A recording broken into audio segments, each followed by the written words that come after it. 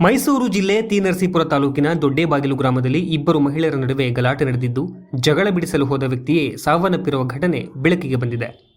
ಮಹದೇವಸ್ವಾಮಿ ಮೃತ ನಿರ್ದೈವಿ ಎನ್ನಲಾಗಿದ್ದು, ರಾಜಮ್ಮ ಹಾಗೂ ನಂಜಮ್ಮ ಎಂಬುವರ ನಡುವೆ ಗಲಾಟೆ ನಡೆದಿದೆ. ಈ ವೇಳೆ ಗಲಾಟೆ ಬಿಡಿಸಲು ತೆರಳಿದ್ದ ಮಹದೇವಸ್ವಾಮಿ ಪತ್ನಿ ಶಶಿಕಲಾ ಮೇಲೆ ಹಲ್ಲೆ ನಡೆಸಿದ್ದಾರೆ ರಾಜಮ್ಮ. ಈ ವೇಳೆ ಪತ್ನಿ ಶಶಿಕಲಾ ರಕ್ಷಣೆಗೆ ಮುಂದಾದ ಪತಿ ಮಹದೇವಸ್ವಾಮಿ ಮೇಲೆಯೂ ರಾಜಮ್ಮ ಹಲ್ಲೆ ಮಾಡಿದ್ದು, ಮಹದೇವಸ್ವಾಮಿ ಮರ್ಮಾಂಗಕ್ಕೆ ಪೆಟ್ಟು ಬಿದ್ದ ಹಿನ್ನೆಲೆ ಸ್ಥಳದಲ್ಲೇ ಮೃತಪಟ್ಟಿದ್ದಾರೆ. ಸ್ಥಳಕ್ಕೆ ತಿ ನರಸೀಪುರ ಠಾಣೆ ಪೊಲೀಸರು ಭೇಟಿ ನೀಡಿ ಪರಿಶೀಲನೆ ನಡೆಸಿ ಪ್ರಕರಣ ದಾಖಲಿಸಿಕೊಂಡಿದ್ದಾರೆ.